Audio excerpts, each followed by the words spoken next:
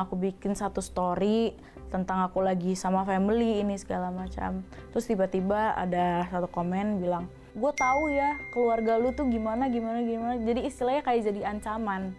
Keluarga kamu tuh ntar lihat aja nanti keluargamu pasti kayak gini. Sedetail inikah orang-orang kayak bikin aku sedih gitu, bikin makin panik gitu, apalagi keluarga besar gitu.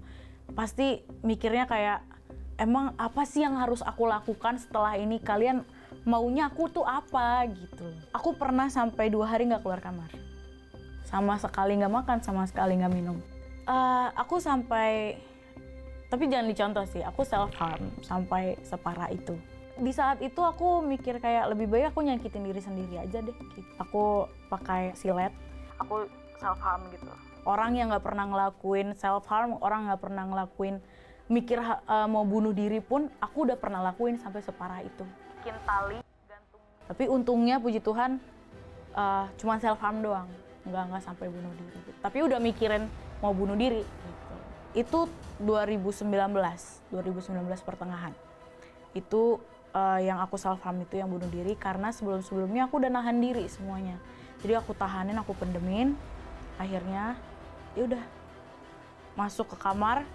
Lebih baik aku menyakiti diri sendiri, lebih baik aku tenangin diri sendiri daripada aku makin lama makin gak kuat sama komenan mereka gitu. Jadi lebih baik aku tenangin diri di kamar gitu, sampai separah itu.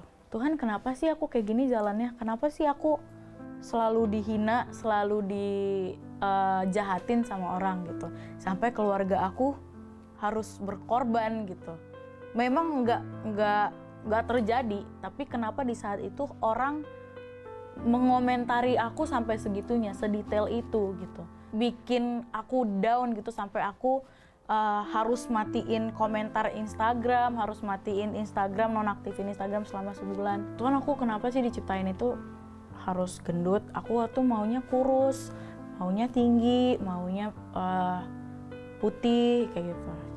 Orang-orang tuh maunya yang kayak gini loh Tuhan, aku harus kayak gini gitu. Emang aku tujuan hidup aku itu apa sih Tuhan gitu. Aku sampai mikir, Tuhan kayaknya nggak kasih jalan apa-apa sama aku gitu. Tapi setelah itu baru bisa damai ketika papa datang ke kamar ngajak ngobrol. Kenapa sih Tuhan itu nggak kasih jalan yang baik aja gitu? Kenapa harus yang jahat gitu? Kenapa harus yang kayak yang susahnya gitu? Sampai pada akhirnya papa cerita kalau Tuhan Yesus itu kasih kita jalan susah karena ujungnya bakal indah gitu.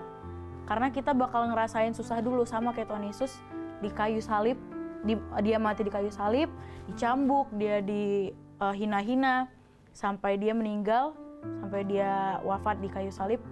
Tapi akhirnya dia naik ke atas surga. Dan itu persis banget papa ceritain sama aku. Dan itu yang aku alami.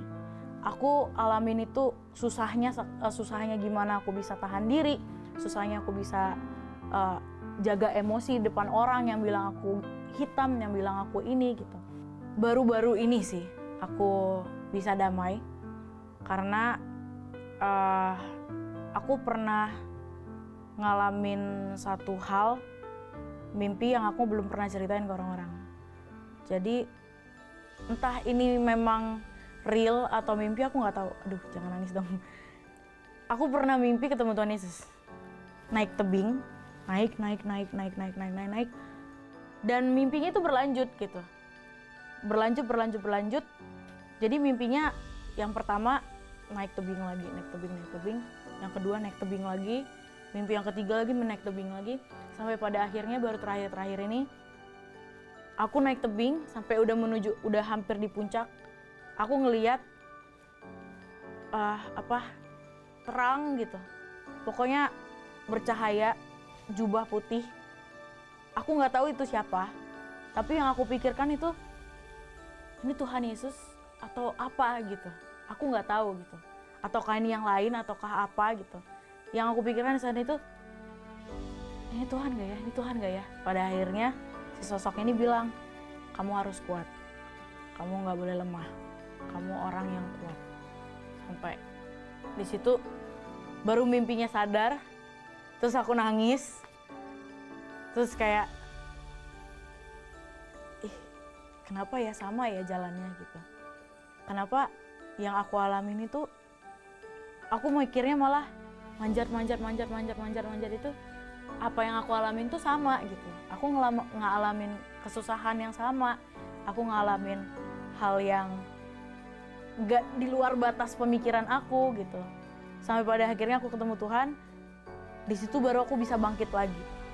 Aku bisa mikir, aku harus bisa. Aku nggak boleh lemah, aku nggak boleh sedih, karena Tuhan, aku yakin Tuhan Yesus itu bakal bantuin aku apapun yang aku lakuin. Seyakin aku percaya sama Tuhan Yesus dari awal. Apa yang aku rasain malah sekarang ini kayak Tuhan itu ngerangkul gitu. Tuhan itu kayak berasa di samping gitu, kayak nemenin. Di saat aku dapat komentar lagi dan lagi, aku damai malah. Kayak mikir, nggak usah dibales deh, nggak usah dipikirin gitu. Yang dulu aku ngurusin banget, harus bales ini satu-satu, harus balas. Malah sekarang udah tenang, udah bisa damai. Yang aku rasain, aku bersyukur bisa sharing di Super Youth juga. Aku bisa sharing, aku bersyukur banget karena aku ngerasain Tuhan itu selalu ada. Aku sharing dengan orang sekitar pun aku ngerasa bersyukur karena itu yang Tuhan kasih jalannya gitu.